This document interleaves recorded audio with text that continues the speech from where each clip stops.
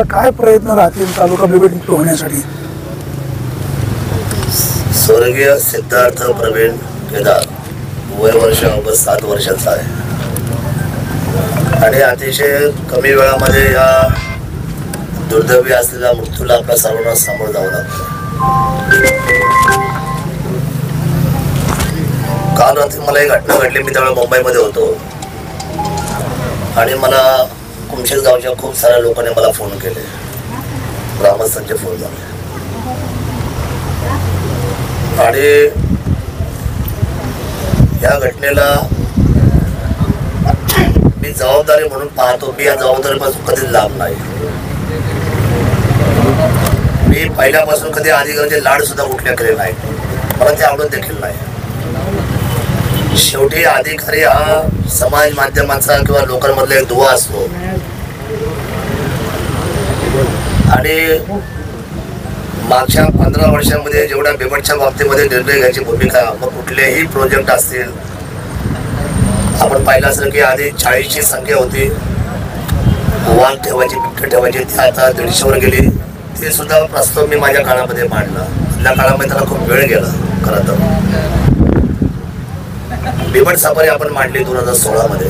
त्याच्यामध्ये सुद्धा बराचसा काळ निघून गेला, मधली 5 वर्ष वाया गेली. मला हे माहित होतं ही जी प्रजनन शक्ती ही जी आहे ही मांजरापेक्षाही जास्त ताकदीची आहे. याचे धोके मी ऑलरेडी 2014-12 पासून ओळखलेले आहेत. तेव्हापासून काम करतोय मी आणि ह्या बाबतीमध्ये खूप वेळा न खाता न जेवता 8-10 दिवस मी बसलेलो आहे आणि प्रशासनाशी लढलेलो आहे. सरकार ज्या वेळेला माझं होतं त्याच्याशी पण लढलेलो आहे, आजही लढणारच आहे. एक दिवसासाठी समाज एकत्र जमतो, ठीक आहे, त्या भावना असतात म्हणून, परंतु आपल्याला ठोस उपाययोजना करण्यासाठी 100% याच्यामध्ये निर्णायक भूमिका. आता बघा पिंजरे वाढलेले आहेत. आता मागे त्याला पिंजरे मिळतात, ज्यांनी आतापर्यंत 2-3 माहिती मिळालेले आहेत. या सेन्सिटिव्ह पॉईंटवर ऍक्च्युली मोकळं असल्यामुळे इथं अशी घटना घडेल असं कुणालाही वाटलं नाही दुर्दैवाने. पण ही घटना घडली. मुलगा बाहेर अभ्यास करत होता अंगणामध्ये आणि ही घटना घडली. वास्तविक घटना घडली हे दुःखच मोठं आहे. त्याचा काय कुठल्या बाबतीमध्ये आपण निरसन करू शकत नाही. आणि राजकारणाचा तर लांब संबंध नाही. एका निसर्गाचा आणि मानवाचा मधला जो संघर्ष आहे याच्यामध्ये जात पक्ष हा विषय येत नाही. शेवटी मानवावर झालेला हा हल्ला आहे, हा संघर्ष आहे बिबट्याबरोबर आपला. बघा ज्या ठिकाणी कमी लोकसंख्या याची संख्या कमी, ज्या ठिकाणी बिबटची संगमनेरला थोडी आहे पण तरी सुद्धा तिथं बळी गेले. आपल्याकडे तर इथे फार मोठ्या प्रचंड आजार आहे. म्हणजे सगळ्यात जास्त राज्यामध्ये सर्वांचं बिबटचं कुठे असतील तर ते जुन्नर तालुक्यामध्ये. मी वारंवार सांगत आलेलो आहे. उपाययोजना ठोस करणारच आहोत, परंतु आता आपण काय करू, एक ऍक्शन रॅपिड फोर्स आपण तयार करू. तालुक्यामध्ये जे सेन्सिटिव्ह असलेले गावं आहेत त्यातली 2-2 प्रमुख माणसं आपण घेऊ, राजकारण करायचं आणि त्यांनी दर महिन्याला वेळ देऊन जी प्रशासकीय बैठक लागेल त्याच्यातल्या उपाययोजना आपण करू. कुठं आता म्हटल्याप्रमाणे समजा लाईट आहे, जिथं लपण आहे, आता उपाययोजना तुम्हीच आम्हाला सहकार्य करायचंय बाबांना. तुम्ही सहकार्य केल्याशिवाय हा एवढा मोठा असलेला आघात आम्ही थांबू शकत नाही. मग एक ऍक्शन रॅपिड फोर्स तयार करत असताना महिन्याची एक बैठक, बाकीच्या बैठक या पुढे मागे होतील, पाण्याच्या होतील, समजा तुमच्या इतर डेव्हलपमेंटच्या होतील, पण आपण बिबटला आता सर्वतोपरी व्यवस्थेच्या उंचीवर ठेवूया आणि दर महिन्याच्या ऍक्शन फोर्समध्ये आपण ती गावं समावेश करून घेऊया की ज्यांना आपण बिबट प्रवण क्षेत्र जी गावं आपण डिक्लेअर केलेली आहे त्याचे 2-2 लोक आपण घेऊ.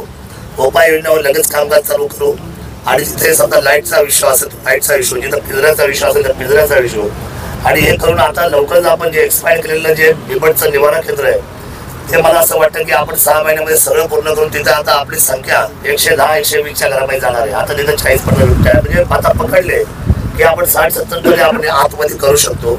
एका बाजूला बिबट सापडीचं काम आता अंतिम टप्प्यामध्ये आपण चालूच करतो. या दिवाळीच्या नंतर काय झालं तरी, कारण सुप्रीम कोर्टावरून मी वकील लावले आता स्वतः, तर हे बरेच दिवस पेंडिंग विषय होता ज्याला कोण लक्ष द्यायला तयार नव्हतं. मी जाऊन तिथं पोहोचलो, भेटलो, काउन्सिलिंग केलं तर मला कळालं की तिथे आपल्याला आपला एक चांगला वकील दिला पाहिजे.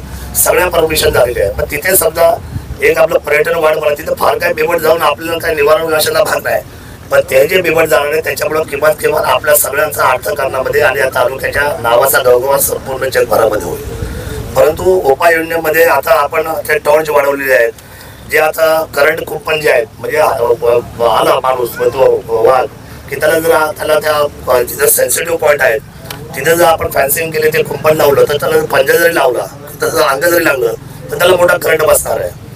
काही आपण कॅमेरे आता घेतले विकत त्याच्या अशा पॉईंटवर आपण दिले जेव्हा घरपाडीच्या बैठक होईल त्याच्यामध्ये तुम्हाला विचारून एक तर हा तालुका बिबट आपत म्हणून आपण त्यावेळेला घोषित केलाय आणि गव्हर्नमेंटने सुद्धा त्याच्या शिक्कामोर्तब केलेला आहे. आणि झालेली घटनेबद्दल निश्चितपणे अतिशय मनामध्ये दुःख आहे. आणि आपण सर्व मंडळी आता मी काही लोक पाहतो ह्या येताना खूप जबाबदारीने आपण सर्वांनी बोललं पाहिजे. आपण हे सगळ्या समाजातले घटक मी आधीच बोललो या मृत्यूची जबाबदारी शरद सुंदरच्या खांद्यावर आहे. मृत्यूची जबाबदारी मी स्वीकारतो अतिशय जड अंत करणारी खूप दुःखद बाब आहे. आणि मी झालेल्या घटनेपासून कधीच लांब पाळणार नाही. घटना नैसर्गिक जरी असली तरी लोकप्रतिनिधी माझी जबाबदारी आहे. मी ही घटना पुन्हा घडणार नाही अशा पद्धतीने काय उपाययोजना आपल्याला करता येईल त्या बाबतीतल्या खंबीर पावलं उचलत प्रशासन घेऊन आणि प्रशासनाला झोपून देणार नाही बिलकुल देखील. दुसरी गोष्ट काल मला असं कळालं डॉक्टर केदार तिथं होते आपला समाज बांधून तिथं होता. काल आपल्या सरकारी दवाखान्यामध्ये तिथे डॉक्टर होते ते डॉक्टर मद्यप्राशन केलेले होते. मी आता तहसीलशी बोललो आल्या तहसीलने त्यांचे जो मेडिकल प्रमुख आहे त्यांच्याशी बोलणं करून आणि पीआयशी बोलणं करून एक 15-20 मिनिटामध्ये त्या कालच्या डॉक्टरचं मेडिकल करायला लावलेलं आहे. काय शेवटी ते मद्य आहे ते काही 24 तासाच्या आतमध्ये काही त्याच्यातून जात नाही ते असतं त्याचं मेडिकल करायला लावू. आणि मी लगेच या बाबतीमध्ये अतिशय जबाबदारी हा मेसेज केला पाहिजे. सरकारी खात्यामध्ये तुम्ही जर काम करता आणि सरकार तुम्हाला जर समजा दायित्व देत आहे तर अशा कालखंडामध्ये तुम्ही त्या स्वतःच्या जबाबदारीपासून असं बेतालपणे वागू शकत नाही. म्हणून ही उद्याची कारवाई ही तातडीने होईल आणि मी ऍक्शन फोर्ससाठी जी गावं काढू त्याच्यामध्ये आम्ही सगळी मंडळी बसू. म्हणजे आता मातृशेठ मागच्या वेळेला त्यांनी 5 वर्ष काम पाहिलंय जे आता संध्याकाळ नाना येऊन गेले ताई असतील चेअरमन असतील आपण सगळे बसू आणि सेन्सिटिव्ह गावं जी आहेत म्हणजे बिबट प्रवण क्षेत्राची ती आपण नोटिफाय करू रेकॉर्डवर घेऊ. तिथली 2-2 माणसं ती पण 2 माणसं असं द्या तुम्ही माझी विनंती आहे की त्यांना त्या कामात इंटरेस्ट असला पाहिजे त्यांनी वेळ दिला पाहिजे. एकही मिटिंग त्यांनी चुकवता कामा नये त्या मिटिंगचा प्रमुख मीच असणार आहे स्वतः आणि प्रशासन असणार आहे फॉरेस्ट खातं असणार आहे. आपण उपाययोजना अतिशय गंभीरपणे घेऊ त्याचा मृत्यू वाया जाऊन देणार नाही एवढंच सांगतो. उपाययोजना कडक करू. दुर्दैवाने घटना घडत राहतील पण त्या घटनेला सुद्धा आपण कसं त्याच्यामध्ये कमी करून आपण त्याच्यावर कसं आपल्याला ऍक्शन करता येईल. आता खासदार साहेबांशी पण मी त्याविषयी बोलत होते मला म्हटले की आपण त्यांच्या प्रजनन जी आहे ती थांबवण्यासाठी नसबंदीचा मी बोललेलो आहे. मी आता पुन्हा जाऊन बोलतो वास्तविक या सगळ्या गोष्टीसाठी किंवा कदाचित वेळ आली तर राज्याचं लक्ष वेधण्यासाठी आपण जुन्नर तालुका एक दिवस 100% बंद ठेवू.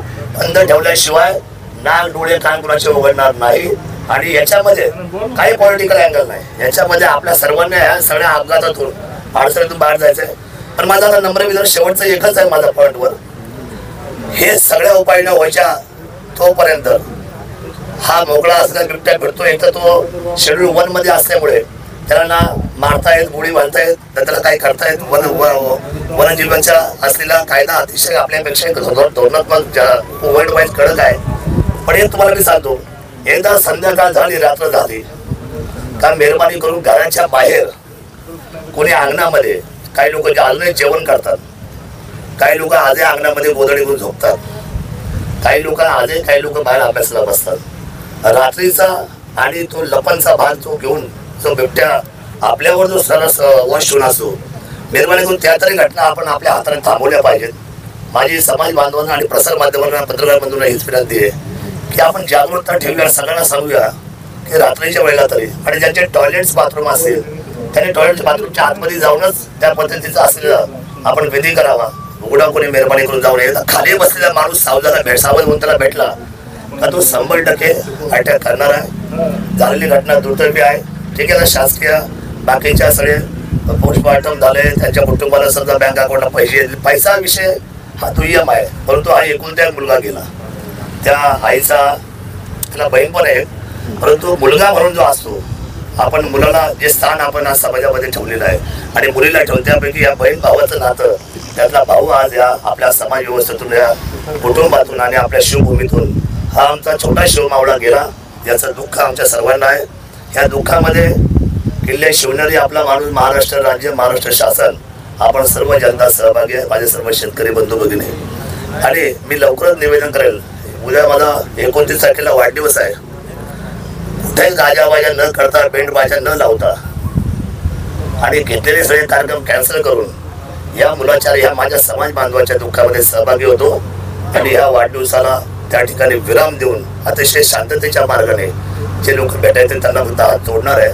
पण या समर्पित असलेल्या आयुष्यासाठी कुठलाही तांगडूक होणार नाही याची लोकप्रतिनिधी म्हणून, एक काळजी म्हणून मी ही जबाबदारी स्वीकारतो.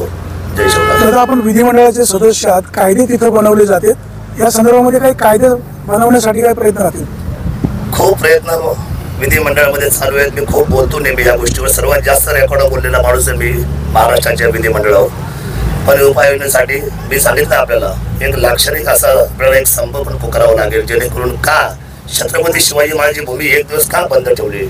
24 तास एखादा समजा विधानसभा मतदारसंघ बंद राहतो कडेकोटपणे, तर पण त्यांना त्याचं उत्तर द्यावं लागेल अशी आमची भावना आहे. आपण ते पण आपण सगळ्या गोष्टी करूया, परंतु निश्चितपणे हा मृत्यू वाया जाणार नाही आणि इथून पुढे घटना होणार नाही याची काळजी आपण सर्वजण करूया. आपण सर्वांनी मला मदत करा अशी आजून विनंती करतो. कारण सगळं हे कार्य जे आहे आपल्या सर्वांचं आहे, समाजामधून बाहेर पडण्याचं आणि या सगळ्या अडचणीतून बाहेर पडण्याचं आहे. एवढं आपण काळजी घ्या. धन्यवाद. तिथं अजून लहान मुलं त्यांची आता एक बहीण समजा मुलगी, त्यांना अजून रोड नाही किंवा लाईट नाही. आता बोललो ना, आता एक ऍक्शन फोर्स बसणार आहे आपल्या चर्चेला, त्याच्यावर सगळे मुद्दे रोड नाही त्यांना राहिलेलं, शेतकरी अडचण त्यांना आता अडचणी मी आता. बोललो ना, आता तुम्ही ऐकलं असं माझी बाईट मी काय माहिती. नाही मी आता मी रात्रभर होतो आता बरं, आता हे ऐका मी जे बोललो ते आणि त्याच्यावर आपण बसतो. आता ऍक्शन फोर्स तयार करतोय आपण. प्रत्येक सेन्सिटिव्ह लागले 2-2 माणसं, पण तुम्ही अशी माणसं जे आपल्याला काम करता आली पाहिजे. नाही करूया ते तुम्ही ठरवा. अहो ताई, तुमच्या गावातून निर्णय घेऊन 2 माणसं पुढे आली पाहिजे, ठराव आली पाहिजे माझ्या ऑफिसला, म्हणजे आपल्या कमिटी बनवायला. तुम्ही द्या ना, आम्ही तुमचं स्वागतच करू काम करण्याला. देऊन टाका ठरवतो, ठरवता राहतील ना.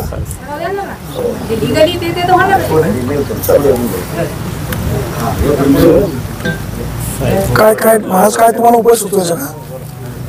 साहेब, हा जो प्रसंग झाला हा खूप अवघड आहे. आज ह्या आदिवासी समाजावर 2 तालुक्यामध्ये जर विचार केला तर 4 घटना 1 महिन्यामध्ये घडल्या. तर आम्ही आमच्या पद्धतीने गावकरी एकत्र सर्व बसून, आमदार साहेबांनी पण सांगितलं त्याच्यावर आपल्याला काहीतरी करायचं, आमदारांनी पण सांगितलं काहीतरी करायचं. पण जोपर्यंत ठोस निर्णय लागत नाही तोपर्यंत आम्ही उद्यापासून जुन्नरच्या तहसीलदार ऑफिसला उपोषणाला बसत आहोत. सर्व समाज बांधव सर्व बसणार आहे. बसलं पाहिजे. आता आम्ही कामाला लागलोय, आपण बसलं पाहिजे. थोडी थोडं तर वाढत या ठिकाणी आपण सावण्याचा कार्यक्रम करूयात आणि त्यानंतर जाऊया. बरंच ऊन झालेलं आहे. चव्हाण साहेब, ते इलेक्ट्रिक फॅन कुठं लावले का आता?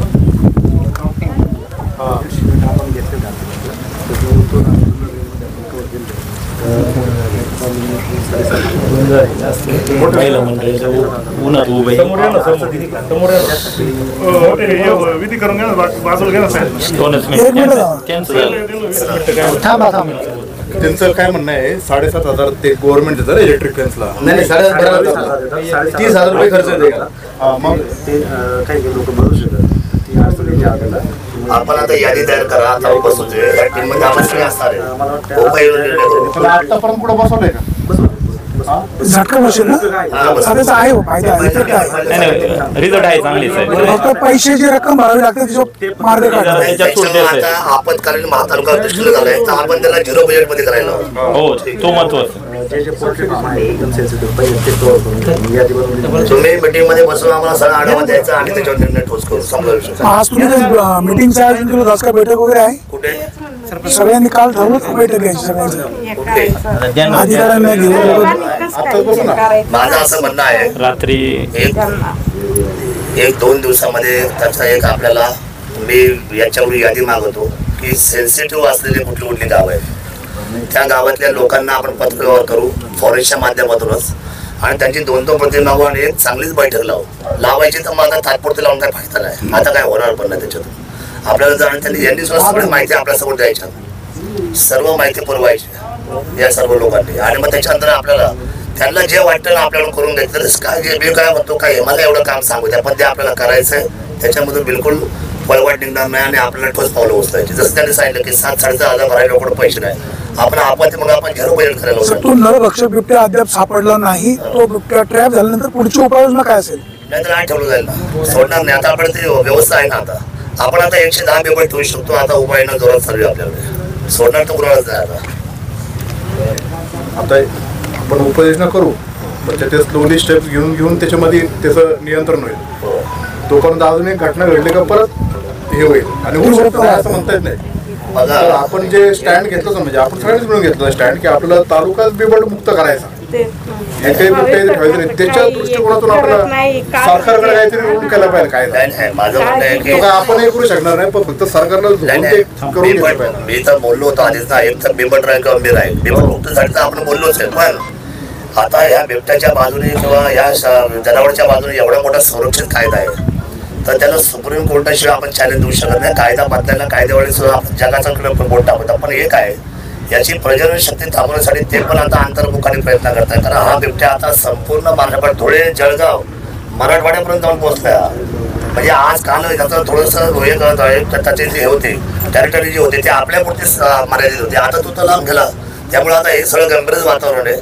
आणि आपण हळूहळू बैठकीमध्ये जे होईल, कदाचित आपली जी बैठक, आपली जी भूमिका होईल सर्वांची एकत्र, ती शासनाला आपण बंधन करायला भाग पाडू ना सगळेजण म्हणून. आपण त्यांना फास आवडून घेऊ, काय अडचण कधी नाही. बैठक कधी घ्यायची? बैठक आता 2 दिवसामध्ये तुम्ही आम्हाला सेन्सिटिव्ह असलेली सगळी पॉईंट्स आणि गावं एकही पॉईंट सोडू नका का जिथं बिबट्या आहे. तुम्ही तुमचं काम आहे, सर्व तुम्ही यूज करताय.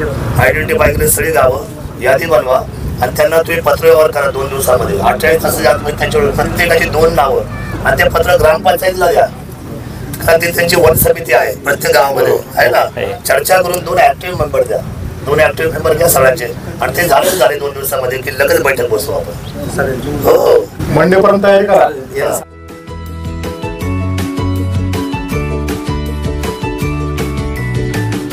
बातम्या शेतीच्या, बातम्या मातीच्या, बातम्या अन्यायाच्या, गुन्हेगारीच्या,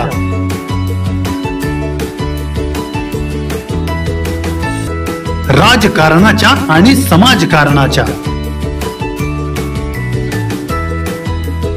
शोषणाविरुद्ध बुलंद आवाज, जनसामान्यांच्या हुंकाराची गाज, सत्कार्याला प्रोत्साहन, दुष्कृत्याला अनुशासन, निर्भीड, निस्पृह, सडेतोड, बेधडक आणि रोखटोक म्हणजेच विघ्नहर टाइम्स. शोध बातमीचा, ध्यास सत्याचा. आपलं चॅनल, आपली बातमी. सबस्क्राईब तर कराच, पण बेल आयकॉनवर क्लिक करायलाही विसरू नका.